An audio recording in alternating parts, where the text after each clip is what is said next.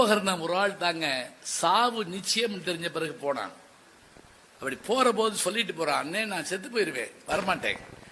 மரணம் தெரிந்து போர்க்களத்துக்கு சென்ற ரெண்டு பேர், ஒருத்தன் கர்ணன், இன்னொருத்தன் கும்பகர்ணன். அப்படி போனா போறப்ப அண்ணன் நான் செத்து போயிருவேன், ஆனா நீ சீதையை விட்டுரு, நீ நல்லா இருக்கணும். அங்க போனா அவன் கேட்கிறான், யாரு விபீஷ்ணன், அவன் இவன் அண்ணன் கூப்பிடுறான். ஏன்னா அவன் கடைசி பையன்.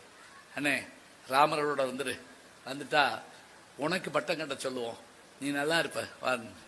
அவன் கூப்பிட்டு படியில உட்கார வச்சுக்கிட்டு, போடா தம்பி, நம்ம அண்ணன் செத்து கிடப்பான், அதை பார்த்துட்டு நம்ம உயிரோடு இருக்கணுமாடா. டேய், அவன் குடிச்ச மிச்சப்பாளர் நம்ம குடிச்சோம். யோசிச்சு பாடுறா அம்மாட்ட, நம்ம எல்லாரும் இருந்தது ஒரு கருவறைடா. அந்த ஒரு கருவறையில் இருந்த அவனை காட்டி கொடுத்துட்டு நம்ம வாழணுமாடா.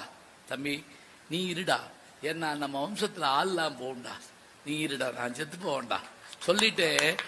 இப்ப நீங்க நினைச்சு பாருங்க, ஒரு சாதாரண வரப்பு சண்டைக்கும் ஒரு வீட்டுக்கும் ஒரு ஏக்கர் நிலத்துக்கும் மாமனாரை கொன்ற மருமகன் காதை கடித்து துப்பிய மாமியார், ஏன் என்ன எதையும் படிக்கல, எதையும் பார்க்க முடியல, அப்படியே உழுப்படும் நம்மளை. அதாவது பட்டம் பதவி பணம் இதுக்காகவா நீ பண்ற? இல்லடா, இதெல்லாம் காட்டில் உயர்ந்தது உறவுடா. அந்த உறவு சாதாரணமானதா. என்னென்னமோ சொல்றோம் கலைகள்ல.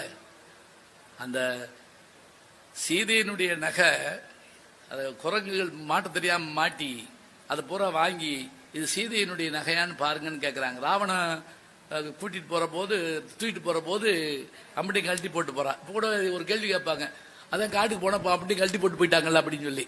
இல்ல, ஒரு முனிவருடைய ஒய்ஃப் கொடுத்தது அது. ஏன்னா நம்ம அதுக்கு ஒரு கதை வச்சிருக்கணும், வேற வழி கிடையாது. இப்ப நம்ம அத்திரி முனிவர் அவருடைய மனைவி தான் அதை கொடுக்குறாங்க. இப்ப இந்த நகையெல்லாம் வச்சு இது சீதை தான் பாருங்கன்னு சொல்லி சுக்ரீவன் கேட்கிறாங்க. ராமன் சொல்றான், என்னால பார்க்க முடியாது.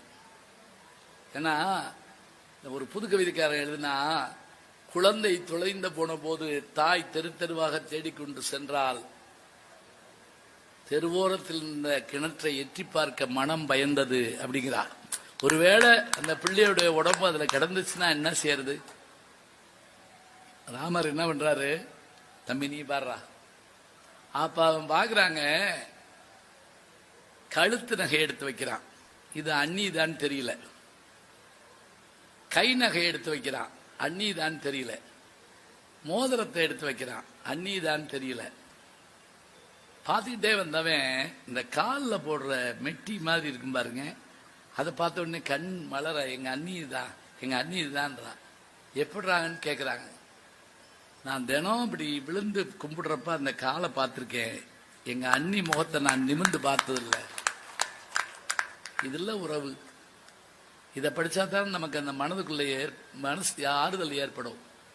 நினைச்சு பாருங்க, இது படமாக எடுக்கப்படலாம், அது கலை வடிவம், நிகழ்த்து கலை. ஆனால் எழுதப்பட்டது இலக்கியமாகத்தான். கம்பனை போல் வள்ளுவன் போல் இளங்கோ போல் பூமிதனில் யாங்கனமே கண்டதில்லை, உண்மை வெறும் புகழ்ச்சி இல்லை. கோவளம் மெட்டுப்பட்டு கிடந்தப்ப கண்ணகி வந்து மதுரையில் என்ன கேள்வி கேட்ட தெரியுமா? இந்த ஊர்ல பொம்பளைகள் இல்லையா? 2000 வருஷத்துக்கு முதல்ல கேட்கிறா. இந்த ஊர்ல பெரிய மனுஷன் இல்லையா? கடைசியா ஒரு கேள்வி கேட்டா, இந்த ஊர்ல சாமி கூட இல்லையான்னு கேட்டாங்க. பெண்டிரும் உண்டுகள், சான்றோரும் உண்டுகள், தெய்வமும் உண்டுகள் அப்படின்னா. இதை கேட்டுக்கிட்டு மதுராபுரி தெய்வம் அமைதியா இருந்துச்சாங்க. ஏன்னா நடக்க வேண்டியதை தடுக்க யாராலையும் முடியாது. அதான் அந்த காப்பியத்தினுடைய நோக்கம். அப்படியான பேச்சும் அப்படியான செய்தியும் பார்த்தா நம்மை வியக்க வைக்குது.